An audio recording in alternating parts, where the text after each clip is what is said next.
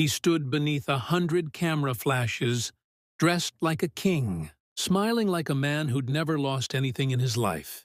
Then a 6-year-old girl broke through security, threw her arms around his leg and screamed, "Daddy!" in front of the entire room. He looked down at her the way you'd look at a stain on an expensive suit. "I don't know this child," he said. Security dragged her away, crying, along with the woman who called herself his wife. Nobody in that ballroom knew the little girl he'd just erased would one day hold his entire future in her hands. If you want to see exactly how far this man falls and how his daughter rises without him, hit subscribe. 10 years earlier, before any of it, before the cameras, the money, the marble floors, Damian Cole was just a boy in a cracked concrete apartment where the heat worked maybe half the winter and the ceiling wore a permanent brown water stain. His father drove a delivery truck. His mother cleaned office buildings at night, coming home smelling like bleach and exhaustion. Damian shared a room with 2 younger brothers and a window that never quite closed all the way. He promised himself, lying awake most nights listening to his brothers breathe, that he would never live like this, not 1 year longer than he had to. He was 17 when he met Amara. She worked the counter at a laundromat, always humming some tune, always finding a reason to smile. She had a way of looking at people like she could see something in them they hadn't found yet themselves.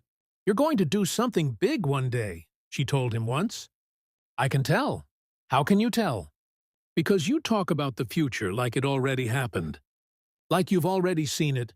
He laughed it off. They fell in love the way people do at 17. Completely. Foolishly, without a single safety net. 2 years later, they got married in a courthouse with 4 guests and a bouquet from a gas station cooler. "I don't have a ring good enough for you," Damian admitted. "Then give me your word instead," Amara said. "That's worth more than any ring you could buy." He gave her his word. For a few years, it was enough. They shared a 1-bedroom apartment with thin walls. Damian worked 2 jobs while finishing a degree. Amara taught herself photography and graphic design. Some weeks they ate rice and eggs and called it seasoning practice to laugh. Then, in his final semester, Damian built a streaming platform that let independent musicians upload directly to fans, no label required. It caught on faster than anyone expected. Within 8 months, the platform had 2 million users. By 24, Damian Cole was a name magazines wanted on their covers. "You did it," Amara whispered the night his first big check cleared.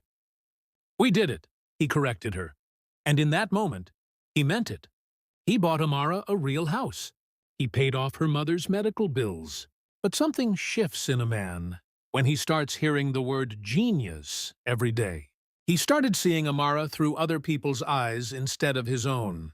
She felt the distance grow like a slow leak in a tire. "You've changed," she told him one night. "I've grown," he corrected. "Is there a difference?" He didn't answer. He never answered questions like that anymore. 2 months later, she found out she was pregnant. She practiced telling him for days. When he opened the box with baby shoes, for one brief moment, the old Damian resurfaced. "We're having a baby," he whispered. It didn't last. Weeks later, an industry mentor told him his family didn't fit the picture of his fame. The words followed him home. By the time Amara was 7 months pregnant, Damian had stopped coming home most nights. She found the photos. Damian on a yacht with another woman. She didn't cry. She placed her hands on her stomach and whispered to the baby, "Whatever happens, I've got you." That's a promise. Their daughter was born. She had Damian's eyes. She named her Princess Amara Cole, because royalty isn't something the world hands you. It's something you carry, whether anyone around you chooses to see it or not. Damian didn't meet his daughter until she was 6 months old. He didn't pick her up. Instead, he said 4 words. "I want a divorce." Amara stood frozen. "I've outgrown this life, Amara. This is your daughter. Look at her." Damian didn't look. He adjusted his gold watch like the infant was an inconvenience. "I'll take care of you both financially," he said. "We don't need your money," she replied. "Then what do you need?" You, Amara said. He reached for his jacket. You'll have the papers by next week. He left before Princess even understood that anything had happened. She was truly on her own. The divorce made headlines. Reporters framed it as evolution. Nobody printed the part where he'd looked at his own daughter like a stranger. Amara signed for almost none of the settlement. She wanted her dignity. They moved into an apartment above a laundromat. Princess never went hungry. Amara worked as a teacher's aide, tutored kids, and hemmed clothes. Some nights, Amara skipped dinner so there'd be enough for Princess. I'm not hungry, she'd tell her 4-year-old daughter. Princess noticed everything. She slid half her sandwich toward her mother. We share, Mommy. That's what you always say. Amara had to turn away to hide her tears. Meanwhile, Damien built the life he believed he wanted. Loneliness was the tax successful men paid, he told himself. He never considered he'd traded something real for something that only looked real under studio lighting. Princess grew into a child unlike any other.